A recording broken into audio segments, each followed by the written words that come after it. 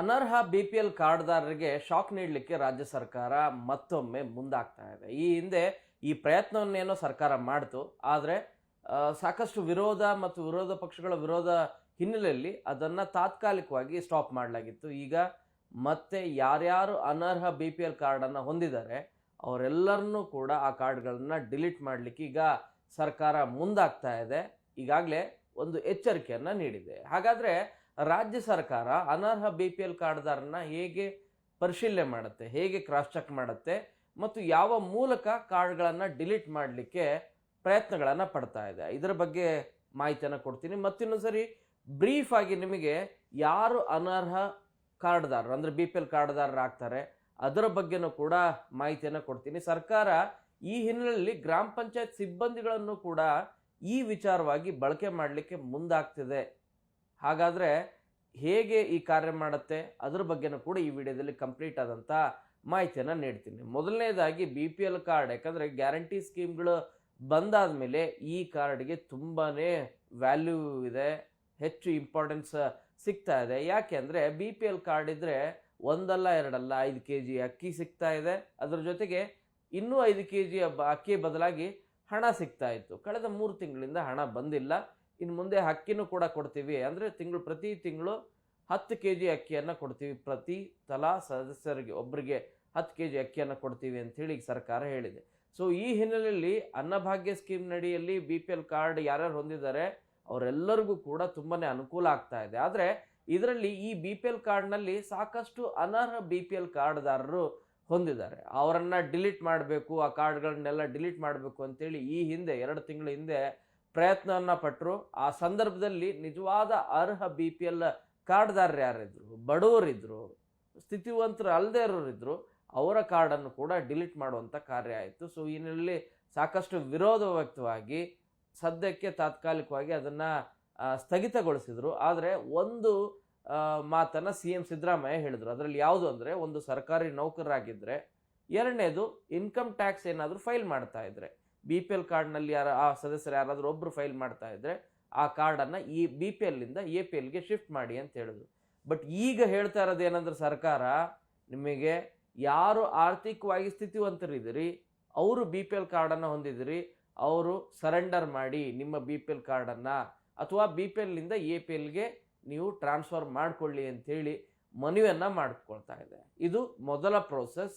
ಈಗ ಹೀಗಿದ್ದು ಕೂಡ ಪ್ರೋಸೆಸ್ಗೆ ಯಾರೂ ಕೂಡ ಬಗ್ಲಿಲ್ಲ, ಅನರ್ಹ BPL ಕಾರ್ಡ್ದಾರರು ಹಾಗೇ ಇದ್ದಾರೆ ಅನ್ನೋದಾದರೆ, ಅಥವಾ ನೀವು ಆರ್ಥಿಕವಾಗಿ ಸ್ಥಿತಿವಂತರಾಗಿ 3-4 ಬಿಲ್ಡಿಂಗ್ಗಳನ್ನು ಕಟ್ಟಿ 1000 ಚದರ ಅಡಿಗಿಂತಲೂ ಕೂಡ ಹೆಚ್ಚಿನ ಜಾಗವನ್ನು ಹೊಂದಿದ್ದು, ಓನ್ ವೆಹಿಕಲ್ ಏನಾದರೂ ಹೊಂದಿದರೆ, ಇನ್ಫ್ಯಾಕ್ಟ್ ನಿಮಗೆ ರೂಲ್ಸ್ ಏನಿದೆ ಅನ್ನೋದನ್ನು ನಿಮಗೆ ಆನಂತರ ಹೇಳ್ತೀನಿ.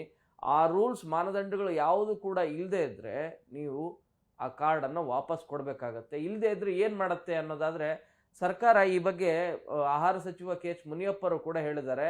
ಗ್ರಾಮ ಪಂಚಾಯತಿಯಲ್ಲಿರುವಂಥ ಸಿಬ್ಬಂದಿಯನ್ನು ಬಳಕೆ ಮಾಡಿಕೊಂಡು, ಇಲ್ಲಿವರೆಗೆ ಏನಾಗ್ತಾ ಇತ್ತು, ಆಹಾರ ಇಲಾಖೆಯ ಸಿಬ್ಬಂದಿಗಳು, ಇನ್ಸ್ಪೆಕ್ಟರ್ಗಳು ಅವರು ಪರಿಶೀಲನೆಯನ್ನು ಮಾಡ್ತಾ ಇದ್ರು. ಬಟ್ ನಿಮಗೆ ಗ್ರಾಸ್ ಲೆವೆಲ್ವರೆಗೂ ಕೂಡ, ಅಂದರೆ ನಿಮಗೆ ಗ್ರಾಮ ಪಂಚಾಯತಿ ಹಳ್ಳಿವರೆಗೂ ಕೂಡ ಅಲ್ಲಿ ಹೋಗಿ ರೀಚ್ ಆಗ್ಲಿಕ್ಕೆ ಆಗ್ತಾ ಇದ್ದಿಲ್ಲ. ಸೊ ಈ ಹಿನ್ನೆಲೆಯಲ್ಲಿ ಈಗ ಗ್ರಾಮ ಪಂಚಾಯತಿಯ ಸಿಬ್ಬಂದಿಗಳನ್ನು ಕೂಡ ಬಳಕೆ ಮಾಡಿಕೊಂಡು ಒಂದು ಅಭಿಯಾನವನ್ನೇ ನಡೆಸ್ತಾ ಇದ್ದಾರೆ. ಮುಂದಿನ ವಾರದಿಂದ ಅದು ಶುರು ಆಗುತ್ತೆ. BPL ಕಾರ್ಡ್ದಾರರು ಯಾರ್ಯಾರಿದ್ರಿ ಅದರಲ್ಲಿ ಅನರ್ಹರು ಯಾರಾದರೂ ಇದ್ದರೆ, ಮಾನದಂಡಗಳು ಇಲ್ಲದೆ ಇರುವಂಥವು, ಏನು ಕೇಂದ್ರ ಸರ್ಕಾರ ಹೊರಡಿಸಿರುವಂಥ ಮಾರ್ಗಸೂಚಿ ಏನಿದೆ ಆ ಮಾರ್ಗಸೂಚಿ ಇಲ್ಲದೆ ಇರುವಂಥವ್ರು ಯಾರಾದರೂ ಸ್ಥಿತಿವಂತರಿದ್ದರೆ ಅವರು ಕೂಡಲೇ ಕಾರ್ಡನ್ನು ವಾಪಸ್ ಕೊಡಿ ಅಂಥೇಳಿ. ಇಲ್ಲದೇ ಇದ್ದರೆ ವೆರಿಫಿಕೇಷನ್ ಗ್ರಾಮ ಪಂಚಾಯತಿ ಸಿಬ್ಬಂದಿಗಳಿಂದಲೇ ಆಯಾ ವಾರ್ಡ್ ಅಥವಾ ಆಯಾ ಹಳ್ಳಿವಾರು ಕೂಡ ಪರಿಶೀಲನೆ ಆಗುತ್ತೆ. ಅದು ಮೇಲ್ನೋಟಕ್ಕೆ ಭಾಳ ಸ್ಪಷ್ಟವಾಗಿ ಕಂಡು ಬರುತ್ತೆ. ಯಾಕಂದರೆ 7 ಎಕರೆಗಿಂತ ಹೆಚ್ಚು ಜಾಗ ಇದ್ದರೆ, ಅಥವಾ 3.5 ಹೆಕ್ಟರ್ಗಿಂತ ಅದು ಒಣಭೂಮಿ ಇರ್ಬೋದು ಅಥವಾ ನೀರಾವರಿ ಭೂಮಿ ಏನಾದರೂ ಇದ್ದರೆ, ಅಲ್ಲಿ ಗ್ರಾಮ ಪಂಚಾಯತ್ ಸಿಬ್ಬಂದಿಗಳಿಗಂತೂ ಖಂಡಿತ ಗೊತ್ತಾಗುತ್ತೆ. ಯಾಕಂದ್ರೆ ಪ್ರತಿದಿನ ಅವರು ನೋಡ್ತಾನೆ ಇರ್ತಾರೆ. ಸೊ ಇದು ಭಾಳ ಸ್ಪಷ್ಟವಾಗಿ ಕಂಡು ಬರುತ್ತೆ. ಇನ್ನು ನೀವು ಓನ್ ಪ್ರಾಪರ್ಟಿ, ನಿಮಗೆ 7 ಎಕರೆಗಿಂತ ಜಾಗ ಏನಾದರೂ ಇದ್ದರೆ, ಅಥವಾ 1000 ಚದರ ಅಡಿಗಿಂತಲೂ ಕೂಡ ಹೆಚ್ಚಿನ ಜಾಗ ಹೊಂದಿ ಸ್ವಂತ ಮನೆ ಇದ್ದಿದ್ರೆ, ಸೊ ಅವರು ಕೂಡ BPL ಕಾರ್ಡ್ಗೆ ಇರ್ಲಿಕ್ಕೆ ಲಾಯಕ್ಕಿಲ್ಲ, ಅವ್ರನ್ನೂ ಕೂಡ ಹೊರಗಿಡುವಂಥ ಕಾರ್ಯ ಆಗುತ್ತೆ. ಇನ್ನು ಸರ್ಕಾರಿ ನೌಕರರು ಏನಾದರೂ ಆಗಿದ್ದರೆ ಖಂಡಿತವಾಗಿ ಕೂಡ ಅವರನ್ನು ಹೊರಗಡೆ ಇಡುವಂಥ ಕಾರ್ಯನೂ ಕೂಡ ಆಗುತ್ತೆ. ಇಷ್ಟು ಮಾತ್ರ ಅಲ್ಲ, ನಿಮಗೆ 1,20,000 ವಾರ್ಷಿಕ ವರಮಾನ ಇರೋದನ್ನ ನಿಮಗೆ ಕಂದಾಯ ಇಲಾಖೆಯಿಂದ ನಿಮಗೆ ಏನಾದರೂ ಆರ್ಡರ್ ಕೊಡದೇ ಇದ್ದರೆ ಸೊ ಅದನ್ನು ಕೂಡ ಕನ್ಸಿಡರ್ ಮಾಡಿ BPL ಕಾರ್ಡಿಂದ ಹೊರಗಡೆ ಇಡುವಂಥ ಕಾರ್ಯನೂ ಕೂಡ ಮಾಡಬಹುದು ಅಂತಲೇ ಹೇಳ್ತಾ ಇದೆ ಕೇಂದ್ರ ಸರ್ಕಾರದ ಸೂಚನೆ. ಸೊ ಇದ್ರ ಬಗ್ಗೆ ರಾಜ್ಯ ಸರ್ಕಾರನೂ ಕೂಡ ಒಂದಷ್ಟು ಯೋಚನೆ ಮಾಡ್ತಾ ಇದೆ, ಚಿಂತನೆ ಮಾಡ್ತಾ ಇದೆ. ಮುಂದಿನ ಸಚಿವ ಸಂಪುಟದ ಸಭೆಯಲ್ಲೂ ಕೂಡ ಈ ಬಗ್ಗೆ ಚರ್ಚೆ ಆಗುವಂಥ ಸಾಧ್ಯತೆ ಇದೆ. ಯಾಕಂದರೆ ಪ್ರತಿಯೊಬ್ಬರಿಗೂ ಕೂಡ ವಾರ್ಷಿಕ ವರಮಾನ ನೀವು 1,20,000 ಅಂತ ತೋರಿಸಿದ್ರೆ ಖಂಡಿತವಾಗಿ ಕೂಡ ಕಷ್ಟ ಆಗುತ್ತೆ. ಯಾಕಂದರೆ ಈ ಮಿನಿಮಮ್ ಒಬ್ಬ ಕೂಲಿ ಕಾರ್ಮಿಕ 10,000 ರಿಂದ 15,000 ರೂಪಾಯಿ ದುಡಿತಾನೆ. ಸೊ ಆ ರೀತಿ ನೋಡ್ತಾ ಹೋದರೆ 1,20,000 ವಾರ್ಷಿಕ ವರಮಾನ ಆಗುತ್ತೆ. ಹಾಗಾದರೆ ಅವನು ನಿಜವಾಗ್ಲೂ ಕೂಡ ಅವನು ಬಡತನ ರೇಖೆಗಿಂತ ಕೆಳಗಿದಾನ ಅಂತ ಯೋಚನೆ ಮಾಡಿದ್ರೆ ಖಂಡಿತವಾಗಿ ಕೂಡ ಇಲ್ಲ. ಇದನ್ನು ಪರಿಶೀಲನೆ ಮಾಡುವಂಥ ಕಾರ್ಯನೂ ಆಗ್ತಾ ಇದೆ. ಈ ಬಗ್ಗೆ ಪ್ರತ್ಯೇಕವಾಗಿ ವಿಡಿಯೋದಲ್ಲಿ ಮಾಹಿತಿಯನ್ನು ಕೊಡ್ತೀನಿ. ಇಲ್ಲಿ ಭಾಳ ಸ್ಪಷ್ಟವಾಗಿರೋದೇನೆಂದರೆ ಈಗ ಸರ್ಕಾರ ಸೂಚನೆಯನ್ನು ಕೊಡ್ತಾ ಇದೆ. ಅಂದರೆ ಮತ್ತೆ ಯಾರ್ಯಾರು ಅನರ್ಹ BPL ಕಾರ್ಡ್ದಾರರಿದ್ದೀರಿ ಅವರಿಗೆ ಸೂಚನೆಯನ್ನು ಕೊಡ್ತಾ ಇದೆ. ನೀವು ಸ್ಥಿತಿವಂತರಾಗಿದ್ದು BPL ಕಾರ್ಡ್ ಅನರ್ಹರು ಅನ್ನೋದು ನಿಮಗೆ ಸ್ಪಷ್ಟವಾಗಿ ಕಂಡು ಬರ್ತಾ ಇದೆ. ಹಾಗಿದ್ರೆ ನೀವು ನಿಮ್ಮ BPL ಕಾರ್ಡನ್ನು ಸರೆಂಡರ್ ಮಾಡಿ. ಇಲ್ಲದೇ ಇದ್ದರೆ ನಾವೇ ಬಂದು ಪರಿಶೀಲನೆ ಮಾಡ್ತೇವೆ. ಪರಿಶೀಲನೆ ಮಾಡಿ ನಿಮ್ಮ BPL ಕಾರ್ಡನ್ನು APL ಕಾರ್ಡ್ಗೆ ನಿಮಗೆ ವರ್ಗಾವಣೆ ಮಾಡ್ತೇವೆ. ಇಷ್ಟು ಮಾತ್ರ ಅಲ್ಲ, ದಂಡ ಹಾಕುವಂಥ ಕಾರ್ಯಕ್ಕೂ ಕೂಡ ಮುಂದಾಗ್ತೇವೆ ಅಂತೇಳಿ ಖಡಕ್ ಸೂಚನೆಯನ್ನು ಕೊಟ್ಟಿದ್ದಾರೆ. ಇದನ್ನು CM ಸಿದ್ದರಾಮಯ್ಯ ಅವರು ಕೂಡ ಖುದ್ದು ಕಳೆದ ತಿಂಗಳು ಒಂದು ಆಹಾರ ಇಲಾಖೆ ಜೊತೆಗೆ ನಡೆದಂಥ ಪರಿಶೀಲನಾ ಸಭೆಯಲ್ಲಿ ಭಾಳ ಸ್ಪಷ್ಟವಾಗಿ ಸೂಚನೆಯನ್ನು ಕೊಟ್ಟಿದ್ದಾರೆ.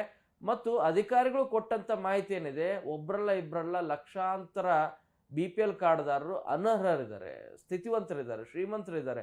3-4 ಬಿಲ್ಡಿಂಗ್ಗಳನ್ನು ಹೊಂದಂಥವ್ರು, ನಿಮಗೆ 2-3 ಕಾರ್ಗಳನ್ನು ಹೊಂದಂಥವ್ರು, ಪ್ರೈವೇಟ್ ವೆಹಿಕಲ್ಗಳನ್ನು ಹೊಂದಂಥವ್ರು, ಅವರೆಲ್ಲರೂ ಕೂಡ BPL ಕಾರ್ಡನ್ನು ಪಡೆದಿದ್ದಾರೆ. ಆ ಕಾರ್ಡನ್ನು ಹಾಗೆ ಯಾರು ಹೊಂದಿದ್ದಾರೆ ಕಾರ್ಡ್ಗಳನ್ನ ಡಿಲೀಟ್ ಮಾಡಬೇಕು. ನಿಜವಾಗ್ಲೂ ಅರ್ಹ ಫಲಾನುಭವಿಗಳು ಭಾಳಷ್ಟು ಸಂಖ್ಯೆಯಲ್ಲಿ 2023 ನಂತರ ಇದುವರೆಗೂ ಒಂದೇ ಒಂದು BPL ಕಾರ್ಡನ್ನು ಕೊಡುವಂಥ ಕಾರ್ಯ ಆಗಿಲ್ಲ. ಕಳೆದ 2 ವರ್ಷ ಆಯಿತು. 2 ವರ್ಷದಿಂದ ಒಂದು BPL ಕಾರ್ಡನ್ನು ಕೂಡ ಕೊಟ್ಟಿಲ್ಲ. ಎಮರ್ಜೆನ್ಸಿ ಕಾರಣಕ್ಕಾಗಿ BPL ಕಾರ್ಡನ್ನು ಕೊಡುವಂಥ ಕಾರ್ಯಗಳು ಆಗ್ತಿದೆ ಹೊರತು ಯಾರು ನಿಜವಾಗ್ಲೂ ಕೂಡ ಫಲಾನುಭವಿ ಆಗಬೇಕಾಗಿತ್ತು ಅವರಿಗೆ ಕೊಡಲಿಕ್ಕೆ ಆಗಿಲ್ಲ. ಯಾಕಂದರೆ ತುಂಬಾ ಅದರ ಲಿಮಿಟ್ ಏನಿದೆ ಮೀರಿ ಹೋಗ್ಬಿಟ್ಟಿದೆ. ಸೊ ಈ ಹಿನ್ನೆಲೆಯಲ್ಲಿ ಈಗ ಸರ್ಕಾರ ಭಾಳ ಕಟ್ಟುನಿಟ್ಟಾದಂಥ ಕ್ರಮ ಕೈಗೊಳ್ಳಲಿಕ್ಕೆ ಮುಂದಾಗ್ತಾ ಇದೆ. ಇನ್ನೂ ಒಂದು ಬಹಳ ಏನು ಈ ಗೊಂದಲ ಇರೋದೇನು ಅಂತಂದರೆ, ನಾವು ಜೀವನೋಪಾಯಕ್ಕಾಗಿ ನಾವು 4 ವೀಲರ್ ಇರುತ್ತೆ, ಎಲ್ಲೋ ಬೋರ್ಡ್ ವೆಹಿಕಲ್. ಸೊ ಹಾಗಿದ್ರೆ ನಾವು ಕಾರ್ಡ್ ಹೊಂದಿದ್ದೀವಿ, ನಾವು ಕಾರ್ಡ್ ವಾಪಸ್ ಕೊಡಬೇಕಂತೇಳಿ ಕೇಳೋರ ಸಂಖ್ಯೆ ಹೆಚ್ಚಿದೆ. ಇಲ್ಲ, ಜೀವನೋಪಾಯಕ್ಕಾಗಿ ನೀವು ಕ್ಯಾಬ್ ಓಡಿಸ್ತಾ ಇದ್ರೆ, ಆಟೋ ಓಡಿಸ್ತಾ ಇದ್ರೆ, ಅದು ನಿಮ್ಮ ಹೆಸರಲ್ಲಿದ್ದರೆ ನೀವು ಯಾವುದೇ ರೀತಿಯಾಗಿ ಅದನ್ನು ವಾಪಸ್ ಕೊಡುವಂಥ ಅವಶ್ಯಕತೆ ಇಲ್ಲ. ಯಾರು ಸ್ವಂತ ಕಾರನ್ನು ಅಂದರೆ ವೈಟ್ ಬೋರ್ಡ್ ಕಾರನ್ನು ಹೊಂದಿರ್ತಾರೆ, ಅಥವಾ ಟ್ರ್ಯಾಕ್ಟರನ್ನು ಹೊಂದಿರ್ತಾರೆ, ಅಥವಾ ಲಾರಿ, ಹೀಗೆ ಬೇರೆ ಬೇರೆ ವಾಹನಗಳನ್ನು ಹೊಂದಿರ್ತಾರೆ, ಅವರು ತಮ್ಮ BPL ಕಾರ್ಡನ್ನು ವಾಪಸ್ ಕೊಡಬೇಕಾಗತ್ತೆ. ಈ ಬಗ್ಗೆ ಮೊದಲು ಈಗ ಸೂಚನೆಯನ್ನು ಕೊಡ್ತಾ ಇದೆ. ಎರಡನೇದು, ಅಧಿಕಾರಿಗಳೇ ಭೇಟಿಯನ್ನು ನೀಡ್ತಾರೆ, ಪರಿಶೀಲನೆಯನ್ನು ಮಾಡ್ತಾರೆ. ಗ್ರಾಮ ಪಂಚಾಯಿತಿ ಮಾಡ್ತಾ ಇದ್ದಾರೆ ಅಂದರೆ ನಿಮಗೆ ಗ್ರಾಸ್ ರೂಟ್ ಲೆವೆಲ್ವರೆಗೂ ಕೂಡ.